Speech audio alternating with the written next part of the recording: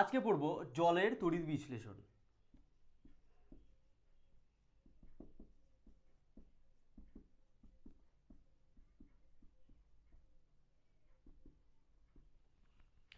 বিশুদ্ধ জলের খুব কম অ্যামাউন্ট ভেঙে গিয়ে H প্লাস ও OH মাইনাস আয়ন উৎপন্ন করে। এই বিশুদ্ধ জলের সঙ্গে যদি সামান্য পরিমাণে H2SO4 মিশিয়ে দেওয়া হয় তাহলে পর্যাপ্ত পরিমাণে H প্লাস আয়ন ও OH মাইনাস আয়ন পাওয়া যায়। এবার দেখে নেওয়া যাক প্লাটিনাম তড়িৎদ্বারের উপস্থিতিতে জলের তড়িৎ বিশ্লেষণ। একটা তড়িৎদ্বার নেওয়া হলো,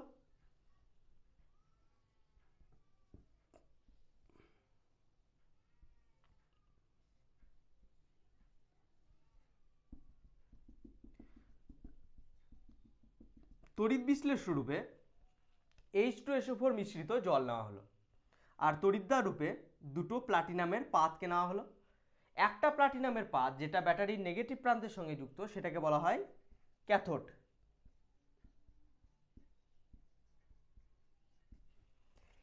এই প্লাটিনামের পাতটা যেটা ব্যাটারির পজিটিভ প্রান্তের সঙ্গে যুক্ত সেইটাকে বলা হয় অ্যানোড।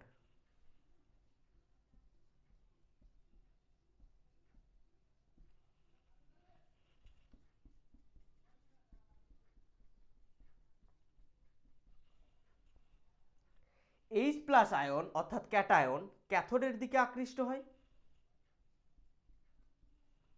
OH মাইনাস আয়ন অর্থাৎ অ্যানায়ন অ্যানোডের দিকে আকৃষ্ট হয়। এই H প্লাস আয়ন ক্যাথোড থেকে ইলেকট্রন গ্রহণ করে H মূলকে পরিণত হয়। দুটো H মিলে হাইড্রোজেন গ্যাস উৎপন্ন করে। অপরদিকে OH মাইনাস আয়ন অ্যানোডে ইলেকট্রন বর্জন করে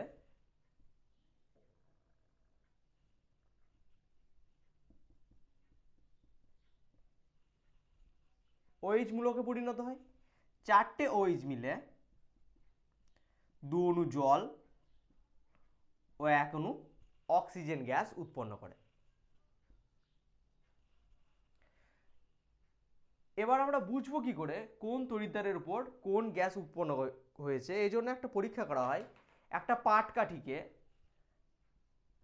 আগুন ধরিয়ে যদি ক্যাথোডের উপরে ধরা হয় তাহলে দেখা যাবে এই পাটকাঠিতে যে শিখাটা রয়েছে সেই শিখাটা নীল শিখায় জ্বলছে এবং এই গ্যাসটা নিজেই জ্বলে। আমরা জানি হাইড্রোজেন গ্যাস নিজেই জ্বলে নীল শিখায়। এর থেকে প্রমাণিত হয় ক্যাথোডের উপরে যে গ্যাসটা রয়েছে সেটা হচ্ছে হাইড্রোজেন। অপরদিকে এই জ্বলন্ত পাটকাঠিটা যদি অ্যানোডের উপরে ধরা হয় তাহলে দেখা যাবে এই শিখাটা একবার দপ করে জ্বলে যাবে, কিন্তু গ্যাসটা নিজে জ্বলবে না। আমরা জানি অক্সিজেন গ্যাস নিজে জ্বলে না কিন্তু জ্বলতে সাহায্য করে। এর থেকে প্রমাণিত হয় অ্যানোডের উপরে যে গ্যাসটা রয়েছে সেটা অক্সিজেন এবং ক্যাথোডের উপরে যে গ্যাসটা জমা হয়েছে সেটা হচ্ছে হাইড্রোজেন। প্লাটিনাম তড়িৎদ্বারের উপস্থিতিতে H2SO4 মিশ্রিত জলের তড়িৎ বিশ্লেষণ করলে ক্যাথোডের উপরে হাইড্রোজেন গ্যাস জমা হয় এবং অ্যানোডের উপরে অক্সিজেন গ্যাস জমা হয়।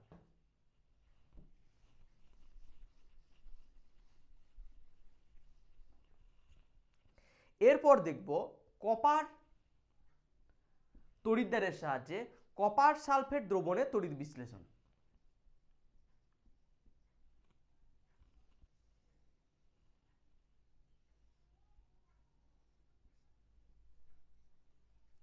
এই দুটো তড়িৎদ্বার কপারের তড়িৎদ্বার। একটাকে ব্যাটারির নেগেটিভ প্রান্তের সঙ্গে যুক্ত করা হয়েছে আর একটাকে ব্যাটারির পজিটিভ প্রান্তের সঙ্গে যুক্ত করা হয়েছে। এই তড়িৎদ্বারটা এই কপার তড়িৎদ্বারটা যেটা ব্যাটারির নেগেটিভ প্রান্তের সঙ্গে যুক্ত সেটাকে অবশ্যই ক্যাথোড বলা হবে, আর এটা অ্যানোড। তড়িৎ বিশ্লেষ্য রূপে কপার সালফেটের দ্রবণ নেওয়া হয়। কপার সালফেটের দ্রবণ মানে CuSO4 তার সঙ্গে জল মিশ্রিত আছে।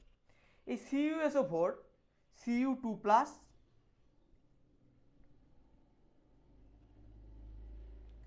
ও SO4 2- আয়নে ভেঙে যায়। অপরদিকে জল অর্থাৎ H2O H+ ও OH- আয়নে ভেঙে যায়। Cu2+ ও H+ এই দুটো ক্যাটায়ন ক্যাথোডের দিকে আকৃষ্ট হয়, আর SO4 2- OH- এই দুটো অ্যানায়ন অ্যানোডের দিকে আকৃষ্ট হয়। তড়িৎ রাসায়নিক শ্রেণী বলে একটা শ্রেণী আছে, যেখান থেকে আমরা জানতে পারি কোন আয়নটা আগে ক্যাথোডে মুক্ত হবে এবং কোন আয়নটা আগে অ্যানোডে মুক্ত হবে। Cu2+ H+ দুটো আয়নই ক্যাথোডের দিকে ছুটে যায়, কিন্তু Cu2+ এর ইলেকট্রন গ্রহণের প্রবণতা হাইড্রোজেনের থেকে অনেক বেশি হওয়ায় কপার Cu2+ আয়ন ক্যাথোড থেকে ইলেকট্রন গ্রহণ করে কপার ধাতুতে পরিণত হবে এবং এই কপার ধাতুটা ক্যাথোডের গায়ে জমা হতে থাকবে। অপরদিকে SO4 2- OH- এই দুটো আয়নের কোনোটাই অ্যানোডে মুক্ত না হয়ে এই অ্যানোডের যে কপার তড়িৎদ্বারটা আছে সেটা Cu2+ আয়নে ভেঙে যাবে। এই Cu2+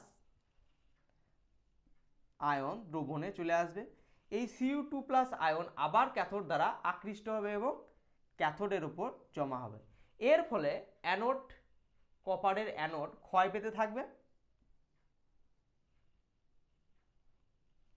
আর ক্যাথোডে কপারের পরিমাণ আস্তে আস্তে বাড়তে থাকবে। অ্যানোড Cu2+ আয়নের যোগান দেবে। এর ফলে এই দ্রবণে Cu2+ আয়নের ঘাটতি দেখা দেবে না। Cu2+ আয়ন আগে যা ছিল পরেও তাই থাকবে এই অ্যানোডটা ক্ষয়ে যাওয়ার ফলে।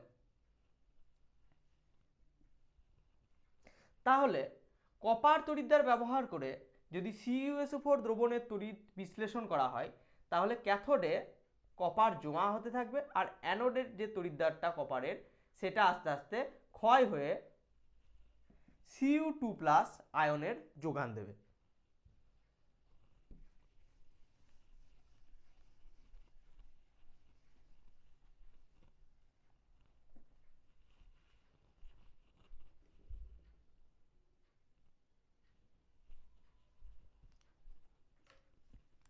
যে সমস্ত ধাতু তীব্র তড়িৎ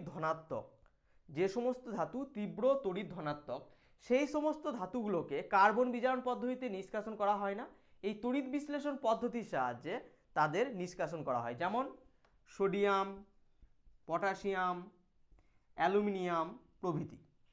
এবার দেখে নেব অ্যালুমিনিয়ামের তড়িৎ বিশ্লেষণ পদ্ধতি থেকে অ্যালুমিনিয়ামকে কিভাবে অ্যালুমিনা থেকে নিষ্কাশন করা হয়।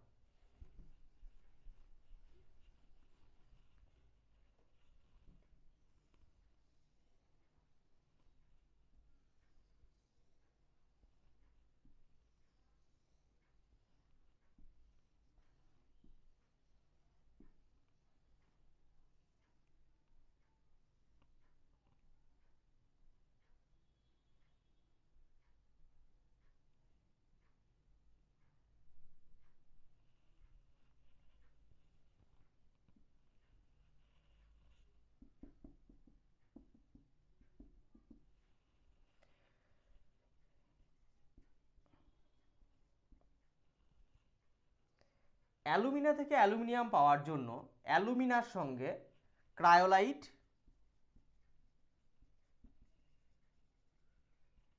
ও ফ্লুওস্পার মিশ্রিত করা হয়। বিশুদ্ধ অ্যালুমিনার গলনাঙ্ক খুবই বেশি। বিশুদ্ধ অ্যালুমিনা প্রায় 2050 C উষ্ণতায় গলে, কিন্তু এই বিশুদ্ধ অ্যালুমিনার সঙ্গে যদি ক্রায়োলাইট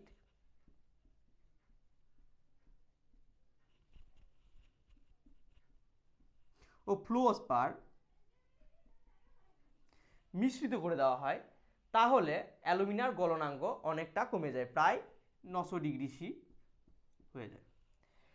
এই অ্যালুমিনা, ক্রায়োলাইট ও ফ্লুওস্পারের মিশ্রণকে তড়িৎ বিশ্লেষ্য রূপে নেওয়া হয়। অ্যালুমিনা অর্থাৎ Al2O3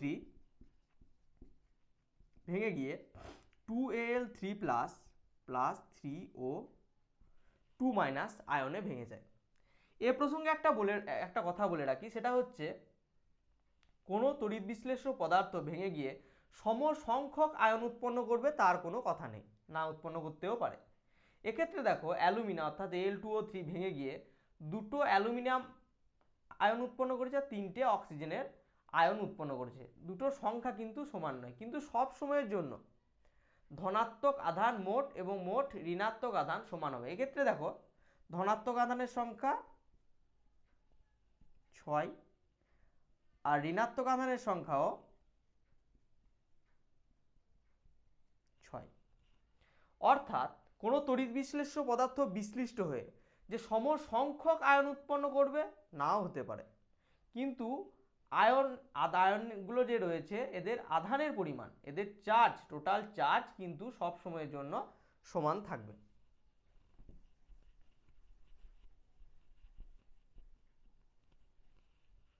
অ্যালুমিনার তড়িৎ বিশ্লেষণের জন্য একটা আয়রনের এরকম একটা আয়রনের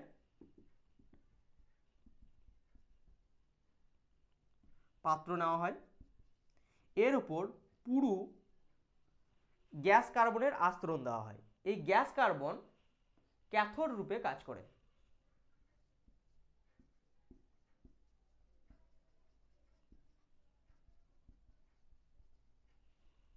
এদিকে এই গ্রাফাইট পাতগুলো অ্যানোড রূপে কাজ করে।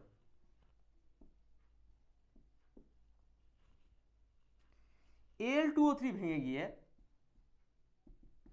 2Al3 প্লাস 3O2 মাইনাস আয়নে ভেঙে যায়। এই Al3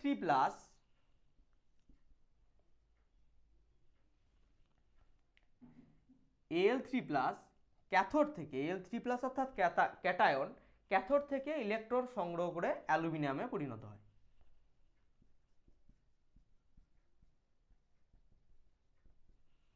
এই অ্যালুমিনিয়াম এই জায়গাটায় জমতে থাকে, একটা সময় গিয়ে এই অ্যালুমিনিয়ামটাকে সংগ্রহ করে নেওয়া হয়। অপরদিকে 3O2 মাইনাস অ্যানোডে ইলেকট্রন ত্যাগ করে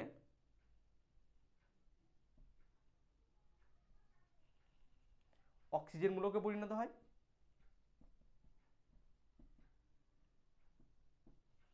এবং পরবর্তীকালে অ্যানোডে অক্সিজেন গ্যাস রূপে মুক্ত হয়। তাহলে অ্যালুমিনিয়াম পেতে গেলে অ্যালুমিনা, ক্রায়োলাইট ও ফ্লুওস্পারের মিশ্রণকে, ক্রায়োলাইট প্রায় 60% নেওয়া হয়, অ্যালুমিনা 20% আর ফ্লুওস্পারও 20% নেওয়া হয়। অ্যালুমিনা, ক্রায়োলাইট ও ফ্লুওস্পারের মিশ্রণকে তড়িৎ বিশ্লেষ্য রূপে নিতে হবে। গ্যাস কার্বনের একটা পুরু আস্তরণকে ক্যাথোড হিসেবে ব্যবহার করতে হবে এবং গ্রাফাইটের পাতকে অ্যানোড হিসেবে ব্যবহার করতে হবে। কেন নেওয়া হয় ক্রায়োলাইট আর ফ্লুওস্পার অ্যালুমিনার সঙ্গে? কারণ হচ্ছে বিশুদ্ধ অ্যালুমিনা প্রায় 2050 ডিগ্রি সি উষ্ণতায় গলিত হয়। গলনাঙ্ক খুবই বেশি, গলনাঙ্কটা কম করার জন্য, কম উষ্ণতায় গলানোর জন্য অ্যালুমিনার সঙ্গে ক্রায়োলাইট এবং ফ্লুওস্পার মিশ্রিত করা হয়। Al2O3 ভেঙে গিয়ে 2Al3 প্লাস আয়ন ও 3O2 মাইনাস আয়ন উৎপন্ন করে। এই Al3 প্লাস ক্যাটায়ন ক্যাথোড থেকে ইলেকট্রন গ্রহণ করে অ্যালুমিনিয়ামে পরিণত হয় ও অক্সিজেন আয়ন ইলেকট্রন ত্যাগ করে গ্রাফাইট অ্যানোডে অক্সিজেন গ্যাস উৎপন্ন করে। এই অ্যালুমিনিয়ামকে পরবর্তীকালে পৃথক করে নেওয়া হয়।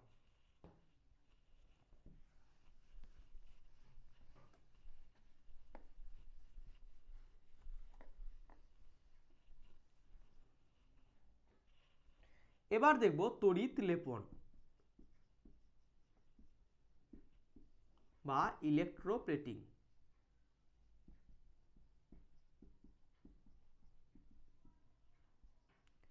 ইলেকট্রোপ্লেটিং কি? একটা অধিক সক্রিয় ধাতুর উপর আর একটা কম সক্রিয় ধাতুর